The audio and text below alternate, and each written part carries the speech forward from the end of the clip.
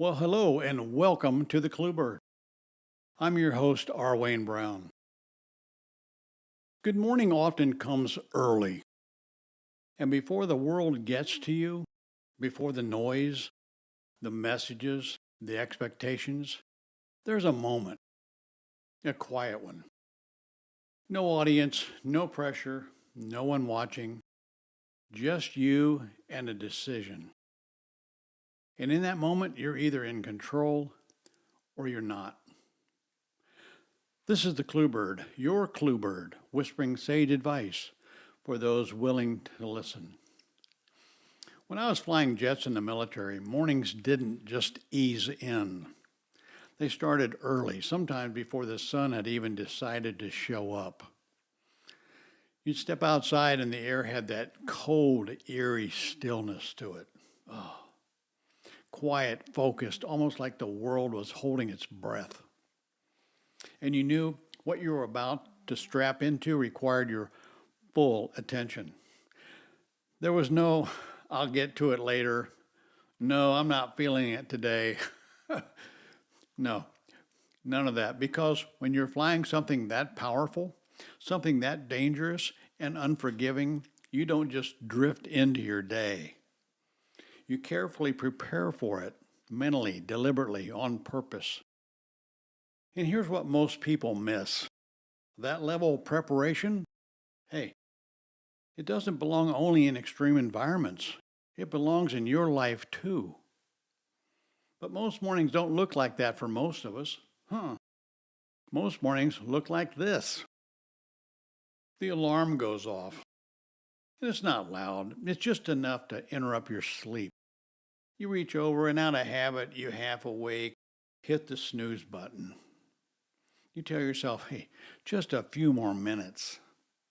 Then it goes off again. And now there's a little tension. You know you should get up, but you don't. So you hit it again.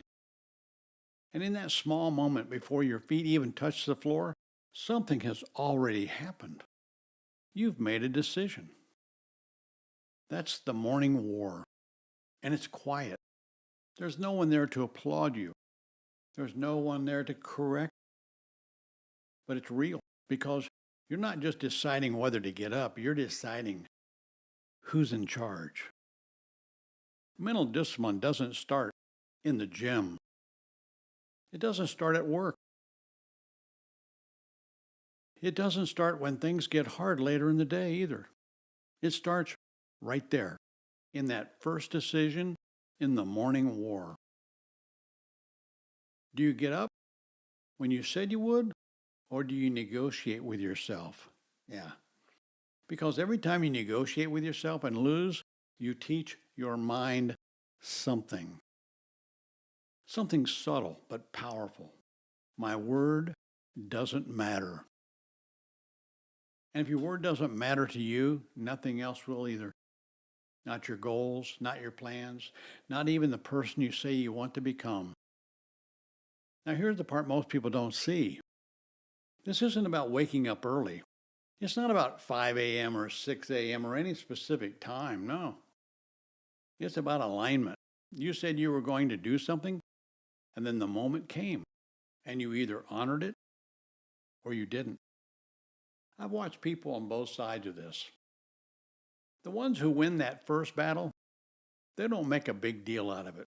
They're not posting it. They're not talking about it. No.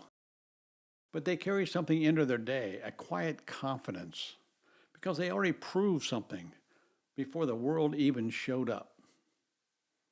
And the ones who don't, they spend the rest of the day trying to catch up, trying to rebuild a feeling that was available to them for free just a few hours earlier. So here's your clue.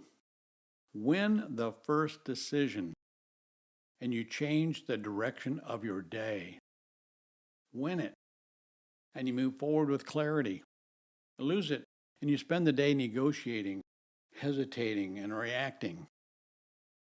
Because that first decision, it sets a tone, not for what you do, but for how you do everything. So tomorrow morning, don't try to overhaul your life with a life coach.